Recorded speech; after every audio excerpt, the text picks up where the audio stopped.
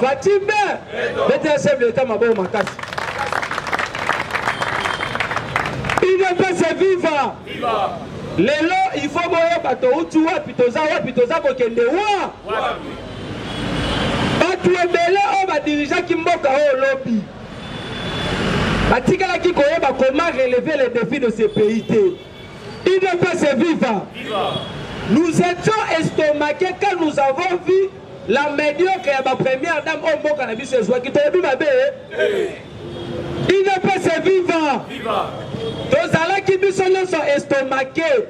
Quand nous demandons la médiocre et la première dame Olive Lembe. Il ne peut se vivre. Elle est allée à Kalemi. Qu'est-ce que Olive Lembe dit? Oh non, je demande à la population congolaise de renouveler leur confiance vis-à-vis de mon mari. Il ne peut se vivre. Je mets quiconque à défi. Il n'y a aucun article de la Constitution qui vous dit que Kabila peut retourner au pouvoir. Il ne peut se vivre. Je vais vous le démontrer. Nous avons vu Néhémie Moulogne passer sur TV5 Monde en disant que non, la Constitution permet à Kabila de retourner au pouvoir. Mais qu'est-ce que la Kabylie a oublié pour retourner au pouvoir? La Constitution de la République a 229 articles. Il y a l'article 104, il y a l'article 108, il y a l'article 220. Dans l'article 108, alinéa 9, dans l'article 108, alinéa 9, et le Bible, tous les anciens chefs de l'État élus basés de droits sénataires à vie. Kabila ne peut jamais participer encore à un mandat électif. Kabila ne peut jamais être encore nommé comme Premier ministre, être un président de l'Assemblée nationale ou soit un président du Sénat. Il ne peut se vivre. Et qu'est-ce qui va se passer? Vous devriez savoir ceci. La révision de la Constitution se pose actuellement quand nous sommes au pouvoir. Parce qu'il y a une différence entre la modification de la Constitution et puis la révision de la Constitution. Il ne peut se vivre. Et bien, matière Oyo, ils ont déjà inscrit à l'ordre du jour. Qu'on a traité l'Assemblée nationale, la session en mars Oyo. Il y a la révision de la Constitution. Nous allons passer du mandat présidentiel de 5 ans à 7 ans. Beauté. Oui. Vous mettez alors sur le temps à bon macasse. Il ne peut se vivre. Nous allons passer du mandat présidentiel de 5 ans à 7 ans. Et nous allons faire en sorte, parce que le président de la République n'a pas un mandat. Tu sais qu'il y a une mission de délivrer ce pays. Bref, année, vous avez vu le chef d'État dire ceci. Moi, qui a recours, mais aujourd'hui, ceux qui vont te parler que tu sales de l'autre côté, là, c'est être animé d'une haine viscérale, Laurent Martin Fola Kosala-Ngo. Il y a des avancées sur le plan diplomatique, sur le plan sécuritaire, sur le plan économique, sur le plan politique. Il ne peut se vivre. C'est pour cela que vous avez vu notre élection et ça le retour à RDC la scène internationale. Notre élection et ça le retour. Il y a mon cannabis sur le plan économique. C'est pour cela que vous avez vu toujours l'approbation de la Banque mondiale, toujours l'approbation de la Banque africaine de développement, toujours l'approbation de la Fonds monétaire international. Il ne peut se vivre. Il y a un maintenant bateau basangani. Martin Fayulu, Joseph Kabila, Adolphe Mouzitou, Moïse Katumbi. D'abord, nous allons imposer, demander à nos députés qu'on puisse élaborer puis voter la loi de père et de mère. Pour éviter les affairistes au sommet de l'État. Katumbi n'est ni Congolais de père et de mère, mais Katumbi est en train de demander la présidence de la République. Il ne peut se vivre. Qu'est-ce que ce pays n'a pas donné à Katumbi et puis à Kabila?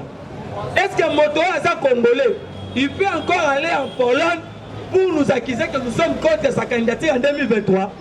Il n'est pas un Congolais. C'est pour cela que Fatih restera au pouvoir jusqu'à l'avènement de Jésus-Christ.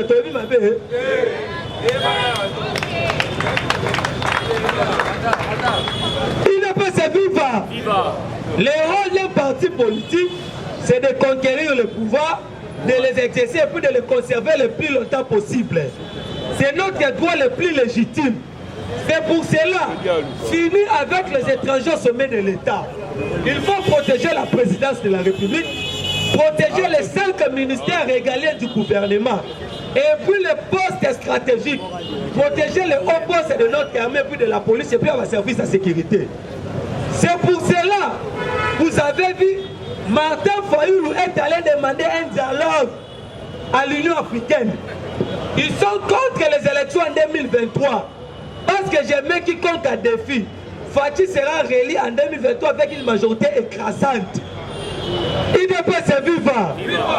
Parce que nous avons vite compris, même bateau va nommer le gouvernement, ça qu'on rend des tâches dans le président de la République. Il y a des ministres incompétents.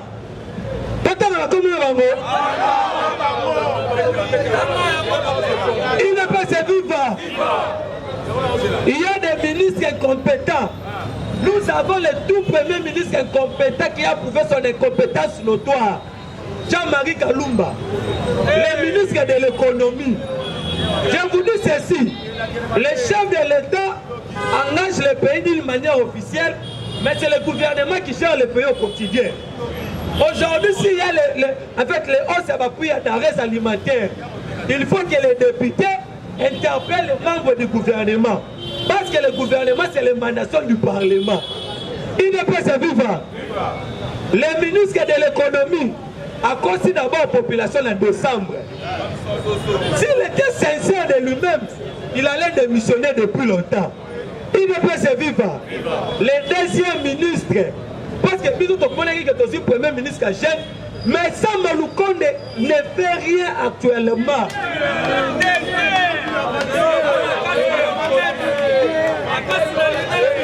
Il ne peut se vivre. Nous, à l'UDPS, on ne protège personne. Si tu gères mal le pays, nous allons vous dénoncer. Parce que nous avons combattu 37 ans dans l'opposition pour dénoncer les antivaleurs. Il y a des ministres, jusqu'à preuve de contraire, qui ont sentir dans le gouvernement. Dans le tâtonnement, dans le président qui est en Belgique par rapport à malade, le ministre de la communication et la présidence de la République, il y a eu une contradiction. Il ne peut se vivre. Actuellement, nous avons un déficit communicationnel, même au niveau de la présidence, même au niveau du gouvernement. C'est pour cela le président de la République, nous vous demandons qu'on puisse remanier le gouvernement. Parce qu'en 2023, la population congolaise a retourné le président de la République. Il ne peut se vivre. L'Union sacrée, ce sont des gens qui ont travaillé avec Mobutu, ce sont des gens qui ont travaillé avec Moussé et puis Kabila le fils. Dans la politique, ce sont les intérêts qui priment. Dans la politique, nous ne sommes pas des ennemis, mais ce sont les intérêts qui priment. L'intérêt de l'UDPS au pouvoir, c'est de servir cette population abandonnée pendant 32 ans à Mobutu au pouvoir. Il ne peut se vivre. C'est pour cela qu'il y a d'autres ministres qui sont en train de compléter contre le président de la République.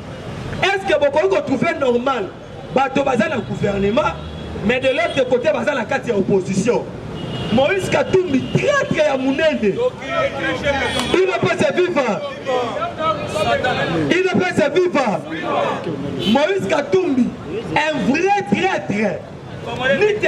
D'abord, la toute première réalisation de Mokozamboka, c'est de ramener Katumbi dans ce pays. Il ne peut se vivre. Katumbi a une contrainte d'exil. Mais Mokonziaya vit dans c'est le passeport. Aujourd'hui, Katumbi est en train de combattre le chef de l'État en complicité avec Joseph Kabila. Kabila qui lui plaît ou qui lui neige. Parce que bientôt, là, on doit réviser tous les avantages de l'ancien président de la République. Il ne peut se vivre. Comment vous pouvez trouver normal? Kabila est en train de gober des salaires, comme il était un ancien président, et puis un sénateur à vie. Il ne peut se vivre.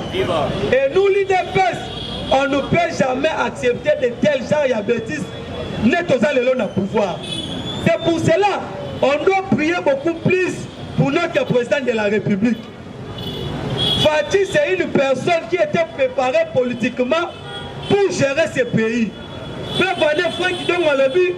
Papa Tshisekedi dans la question politique, mais la diplomatie a été réservée pour son fils. Il ne peut se vivre.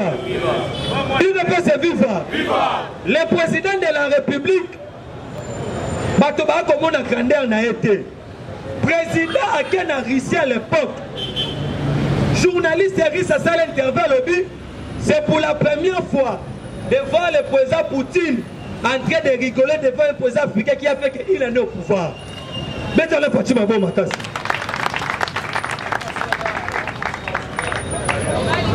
Il ne peut se vivre. Alors, c'est pour la première fois, quand Fatih demandait à Poutine à l'époque de réintégrer le G7. Il ne peut se vivre. Le président de la République, il est allé à Rome. Et pas pape. Papa Zouki Naya Tikeli, chef de l'État. Le protocole à Vatican, le papa Bosan, papa Bila Bo sanité. Natiki Kit, on a pas ça dans la photo, à moi la moto va violer qui na Est. Cela veut dire que ça on a réglé à moi quand la paix. Il ne peut se vivre. C'est pour cela vous avez vu, je vous dis un truc. Tous les gens du FCC, on ne joue pas avec les pouvoirs. Les pouvoirs, ça s'arrache. Les pouvoirs, ça se mérite. Parce qu'on nous a tiré pendant 37 ans. Et aujourd'hui, nous sommes au pouvoir. Nous sommes censés aider le président de la République. Et Batumisusu, nous allons les combattre jusqu'aux dernières énergies. Il ne peut se vivre. Nous demandons au président de la République de remanier et puis de chasser ma ministre qui est venu la carte du gouvernement. Et il y a quelques députés qui veulent protéger le ministre de l'économie. Parce que le ministre a invité le carte du Parlement. Il ne peut se vivre. Je dis et je vous remercie. Notre numéro c'est plus 243 84 132 09. UDPS vivant. UDPS vivant. UDPS vivant.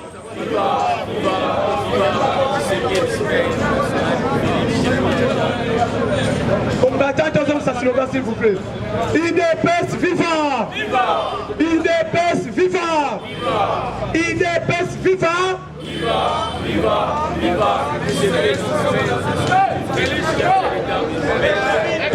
Chers combattants, bonjour à tous.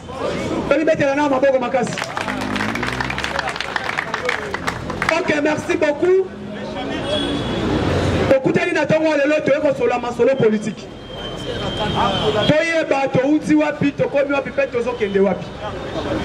Le lot vraiment n'a pas sa actualité.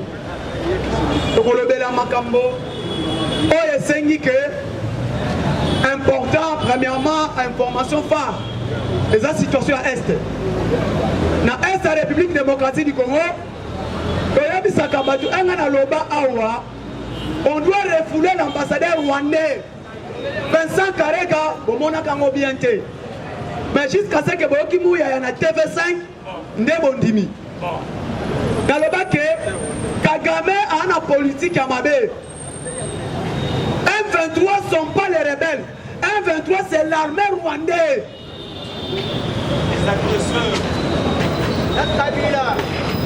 Problème à M23, mouvement à M23. Mouvement du 23 mars 2009. Mais créalement Awa na Congo. Non, na Pullman Hotel. Papa Moundabi a coupé pour les Lokoana. Pourquoi Papa Moundabi a coupé l'un des chefs de M23. Ensemble, les bateaux comptent dans Pullman, dans artiste de Weranson. À l'époque, il fit Wera, service et renseignement à Kabila. Bachalamwana Bawera. Aujourd'hui, Moundabi a Koufa. Même lui, Papa Jano Bemba. La réalité, c'est les gens bandiment en côté. Les gens ont gagné agida. Na kombo ya Biarman. Na moko soda mulongo. pour agresser la position FARDC. Qui a informé que FARDC a telle position? C'est pourquoi, si 450 majors dans l'armée à Congo, la majorité Kabila a fait élever sont des militaires rwandais. Alors aujourd'hui, peuple congolais, moi je suis assis là, Chibelez. Ce qui m'a appelé Bandekona Kabouya, je n'arrive pas à comprendre. Moi je suis assis là, Chibelez. Ailleurs, avec Sibino que Kabila a son pouvoir. Eh ben maman n'a vu sur Est. Ceux qui veulent dire qu'à Foufoute, vous acceptez ça et vous acclamez. Forcez au abomi armée à Congo.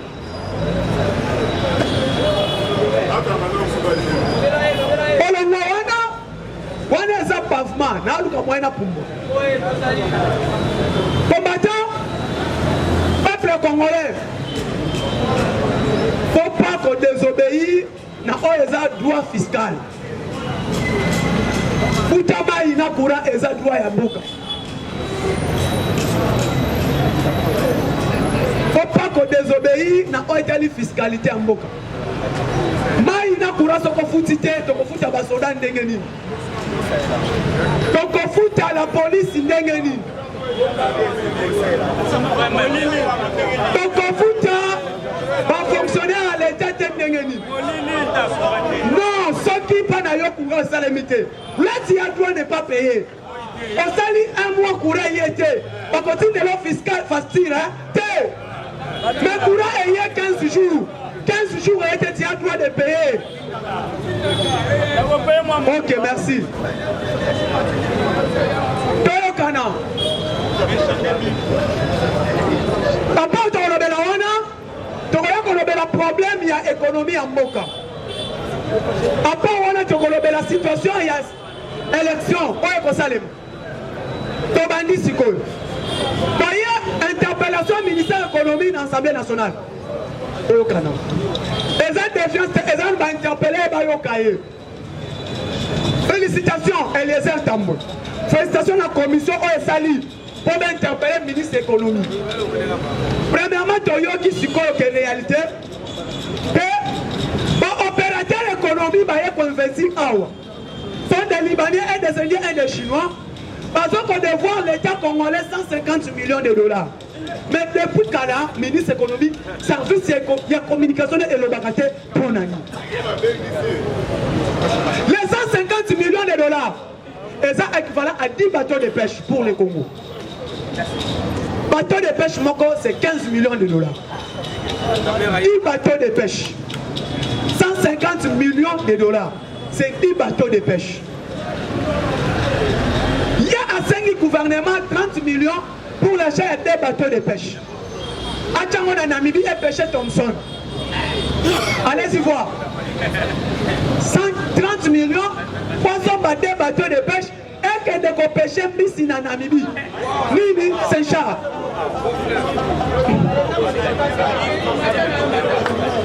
Tozoya. Moment oyo, situation dans le Congo. IDPS viva. IDPS viva. Fatime. Fatime. Fatime. Être des pères et des mères. Situation de Zanayamou. Et ça, peuple congolais, il faut qu'on soit totalement indépendance économique.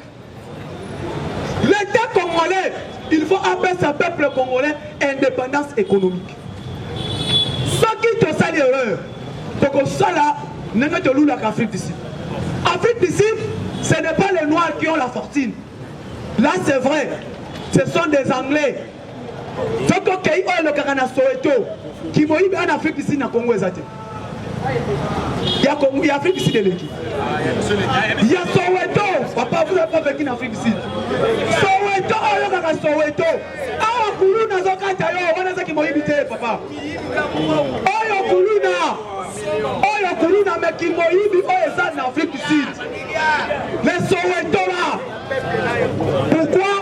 Bazan en bon outil.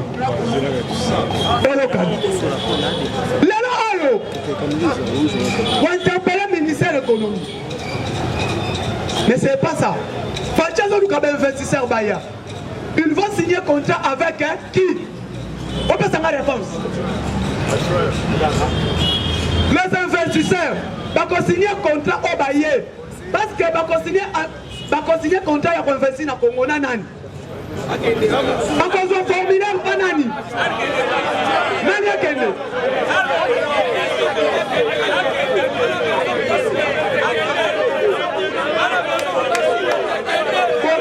Nous place dans le comité.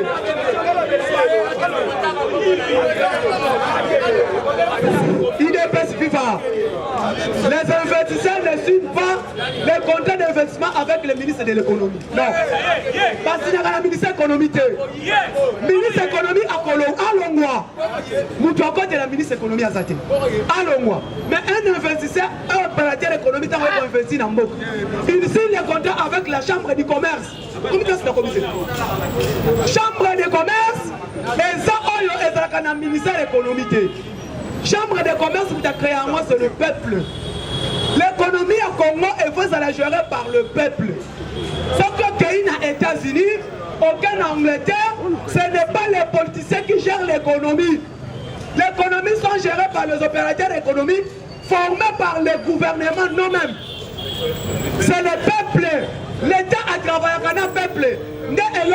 Congo, il faut passer à une indépendance économique. Ce qu'il y a au Congo, opérateur économique politicien. Oye, opérateur économique politicien. Oye, il y a beaucoup de politiciens, il y a beaucoup de gérer nyonso. Akoyi ba te dengeni.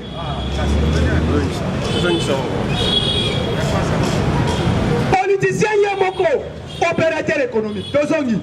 Olive Lembe, opérateur économique, il ne pas président de la République. Qui va contrôler l'autre? Albert Youma DG, Albert Youma président, il y a chambre de commerce à Benguine.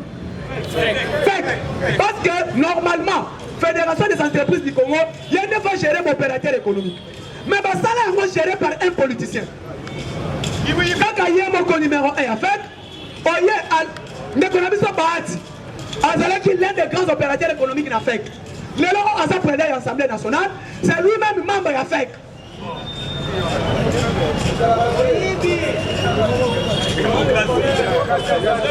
On a des la démocratie. Quand on a émis que le Congolais doit prendre l'indépendance économique. C'est-à-dire que l'Indien est un bailleur qui faut signer contrat. Peut-être cela. Qui avait géré contrat au Indien va signer dans l'État congolais, va signer en Nanani. Nanani. En 2006, va signer contrat Nanani. 2004-2003, Indien va continuer. Va signer un contrat pour investir dans le Congo Nanani. Nanani. Va salir Nani ni autre Bengango. On affiche qu'on va signer le contrat. Parce que quand vous signez un contrat avec l'État, l'État fixe les droits des salaires. Ayebi Soboy, Moussala Oyo, Oye Kosala Namboka Nanga. Oye comme opérateur économique, Oye pour investir dans Namboka Nanga. Premièrement d'abord, droit des salaires. Au Kofutia Congolais, autant. Heure de travail, Moussala Kobanakobana de 8h et Kosila 16h. Tant qu'on l'écrit 16h15 minutes, tu as droit de payer heure supplémentaire pour travailler au Rwanda. Ok. Oyebi Soboy, de 12h30, de 12h juste, jusqu'à 12h30, travailler avec des repos. Soit qu'à l'écrit 5 minutes, elle va sur le droit des blancs, Bayokaye. Moussala Oye, il y a comme opérateur économique. Oye, chiffre d'affaires, on a combien? 1 500 000 $. Tiens, on a la Banque centrale à Congo. Yami Balé, l'État qu'on fixe. Moussala est de lundi au vendredi. Samedi est la semaine anglaise. Moutoufa ça de 8h à 12h. Abo, Pia. Dans le signer, investissement est à terre demain. Nous avons une émission. Contrat on va signer quand on Premier ministre chimiste. On doit gagner chimie. Jean garçon. Mais comment? IDPS FIFA. IDPS FIFA. Fachime. Toye. Toye c'est un ministre des Affaires étrangères. Toye c'est un maman d'Abisso Tumbata. Tumbata. Ah, où t'as qui pour ministre? Il y a Affaires étrangères à IDPS. Ati Kiba, Baja ya ministère des Affaires étrangères.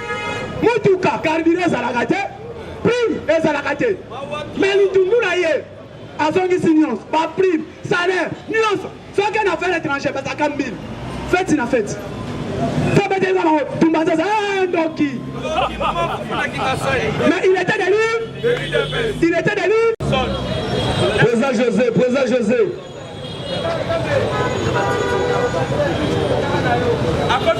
Ok, n'était que le président José a clôturé la politique. UDPS est vivant.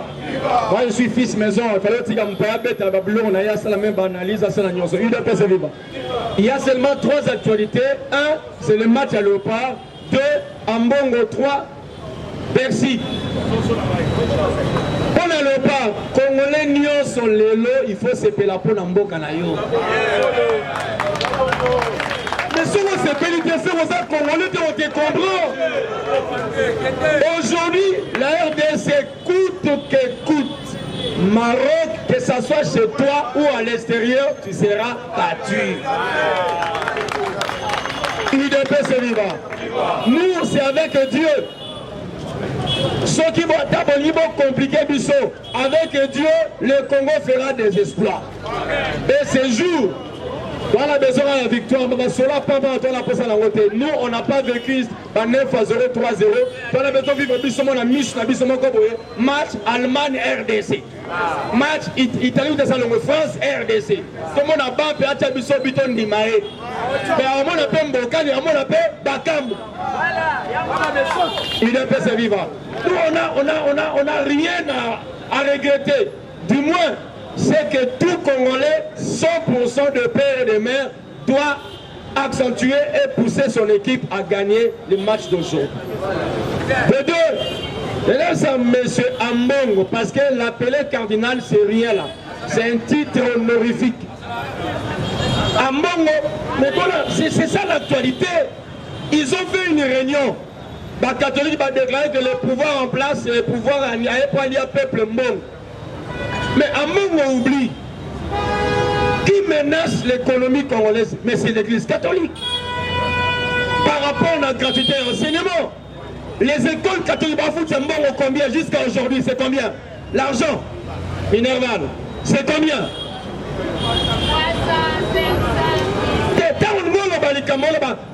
Mais le président est entouré de vautours. Le président devait seulement être entouré de vautours. Et Zali prophétie à le grand prophète congolais Etienne Ouamoulumba. Alors, je mettrai mon doigt dans le miel. Et je ferai sortir mon doigt et je ferai maintenant descendre une goutte de miel. Vous verrez la goutte de miel et les fourmis et les mouches, parce que c'est le miel. Le miel, c'est la richesse congolaise. Tous les voleurs viennent seulement au Congo. Et notre gouvernement, chose curieuse, Bambouarios, laissez-nous tranquilles. On est là. Car un ministre de l'économie, tout le monde a un ministre sectoriel, tout le monde a le premier ministre. Il doit déposer sa démission. Et que le gouvernement s'en aille. Ce sont des fouteurs, ce sont des foutards. Ils n'ont rien fait. Donc, ce sont Sony. Samaloukonde démissionne. Laissez-nous tranquilles. Cas par cas. Parce que dans le cas par cas, nous savons comment est-ce que les gens sont venus de Katanga, parce qu'ils sont nombreux en famille. Plus de 200 personnes dans le gouvernement, la primature, pour ne rien faire. Ils sont venus seulement pour voler, voler, voler. Le présent, quant à vous, chief, les garants de la nation, prends courage, prends les taureaux avec ses corps. Pour la maman aussi. Nous sommes à la maison Bercy. Parce que maison Bercy a fait son sondage. Félix, 28%. Foyer Lunassé, premier, c'est Katum avec 43%. La maison Bercy, c'est votre sondage. Et ça qui toque. Katumbi aura toujours de l'avantage et pas Félix Naoué Taliban Dakar. C'est ça le vrai sondage. Félix n'est pas un pêcheur de poissons. Félix n'est pas un danseur, il y a musique. Félix est au milieu parce qu'il a sandi, c'est pas un pêcheur, pas un danseur. Félix, c'est un politicien diplomate. Il n'a rien à faire avec la danse Zonga Simakene Liboso, balancer le micro. Il n'a rien à faire avec le Ndakala. C'est parce que vous parlez de Moïse. Il a quel programme? Moïse a 2 programmes. Programme de la pêche et programme de football. Mais vous n'avez pas tous les États-Unis. Qu'est-ce que tu feras? Les États-Unis, tu vas balancer les 3 candidats. Il donne la réponse. Moi, lorsque je prenais le pouvoir, je vais amener au Congo des stades aux normes internationales. Donc, président, on tient sur un stade de normes internationales. Normes internationales, à Célébillon Nakatanga, avec 4 carreaux. Un carré en face, là, un carré sur une diagonale. Donc, les stades peuvent avoir 4 poteaux. 2 poteaux normaux, 2 poteaux fantaisistes. Il doit pas se vivre. Mais l'autre, il a déjà démissionné. Est-ce qu'on se questionne? Parce que sur le terrain, Félix les a tous éliminés. Et bon, il y a une élection, donc l'élection, quel candidat aujourd'hui, Congolais, soyez francs. Tous à la franc, tous à la franc avec nous-mêmes, Congolais. Qui va battre Félix aux élections? Qui? Autant la commune d'ailleurs, Nani. On vient de battre la FCC. Pour ça, maintenant, élection, oui, Kabila Songa. Kabila Songa. Élection Félix Kabila. Kabila bat Félix. La Congo. Ah, le Kinshasa. Congo Kinshasa parce qu'il y a Congo Brazzaville. Kabila ira gagner au Congo Brazzaville tant Moussous. Mais on a Congo Kinshasa. Élection Kabila Félix, Kabila bat Félix. C'est le Congo. Pourquoi tu as la bille? Bon, ton nom est Kabila non. Maman Olive. Maman sociale, ailleurs, élection de Félix, abattre Félix. Bon, Tolongoli Bangos, Kotozi, Moïse Katoum. C'est que les gens oublient. L'équipe la plus populaire au Katanga, ce n'est pas les Mazembe, c'est le Lupopo. Les Séminots, c'est le Lupopo qui est l'équipe majoritaire populaire au Katanga. Ata Biloko Mazembe, c'est les aventures. Nani ça comme Katanga? Nakatanga. Moïse a fait Nakatanga. Mais je vous dis, il n'a rien fait Nakatanga. Mais on parle que l'homme est riche. À ça, rien, il était gouverneur pendant autant d'années. À moins que Aïbara Colton, Aïba Diamant. Mais est-ce que ce monsieur va venir battre Félix aux élections? Oh, dis. Sondage, merci. Pour le chapeau. Vous savez, moi j'ai l'histoire de sondage. À une époque donnée de la vie, on a vu Barack Hussein Obama en difficulté. Balotage, l'élection présidentielle, 2e mandat. Quand on était dans le balotage, Hussein Obama était battu dans le sondage. Mais il devait avoir un coup pour que Hussein Obama réussisse et que le sondage soit garanti dans l'Italie par pourcentage. Le coup, c'était l'annulation physique de M. Ben Laden et d'après ses vivants. Et du coup, Oussama Ben Laden tué, Barack Hussein Obama reprend et sort président des États-Unis. Vous voulez le sondage? Vous attendez quoi?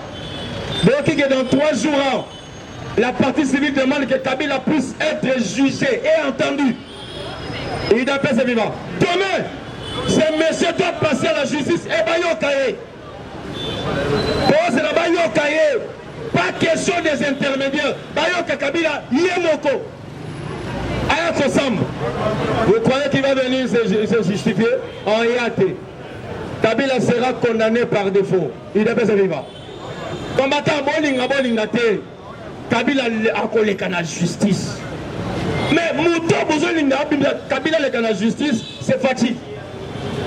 Fatih n'est pas malade. Fatih, c'est un sage. Alors, quand on a un gâté, si on a la ville là, aussi moi, libre, bâtir ma matin, bâtir mon WhatsApp, bâtir moi, oui, le belé, on a. Fatih, c'est l'autre. Il y a la moi, matin, on a c'est l'autre. Si on met ma tête, c'est on a bâtir la moto, bâtir moi, 1000 km. Oh, bâtir mon groupe, il y a Nestlé.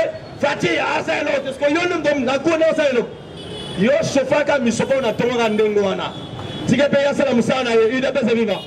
Parce qu'il y a tant de connards, de fous, joyeux, des imbéciles qui sont aux alentours de nous aussi. Ils croient que nous venons faire de la blague. J'ai dit des connards fous et imbéciles.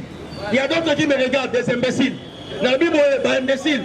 Ne croyez pas que nous venons ici pour dîner. Nous venons ici pour faire la politique. Ce n'est pas de la blague. Politique est alliée. Pour ça, on prend le Congo. Il y a quelqu'un qui est à Routou, quelqu'un qui est à Likas que je ne connais pas. Mais tout ça, la politique est Sungapé. Mais il est imbécile, connard. Au moins, il y a une blague. Non. Excusez, je n'étais pas injurié, j'étais qualifié comme étant imbécile et connard. Il est bien vivant. Parce que nous allons imbécile et connard. Ce que tu dis, pourquoi je l'ai dit? Un jour, Jésus a dit ceci, il allait dire à ses renards, un roi Hérode renard. Ce n'était pas une injure, mais une qualification. Parce que Hérode était renard. Comme moi, si je dis tu es imbécile et connard. C'est quoi politique dans le chaque matin lorsque nous venons, nous quittons nos maisons, nos foyers, nos familles, pas pour rien. Ne pas venir s'aventurer. Mais Tozoya, parce que tu as dit que Nambo Kanabiso, c'est nous qui allons sauver cette nation. Il est pas vivant. Combattez Zayo et Zanga, autres sauver le président Félix. Parce que tous les présidents Félix, rien que des voleurs et des vautours. Il y a un président décidé, les chasser, mais prendre des personnes. Donc je dirais l'homme qu'il faut à la place.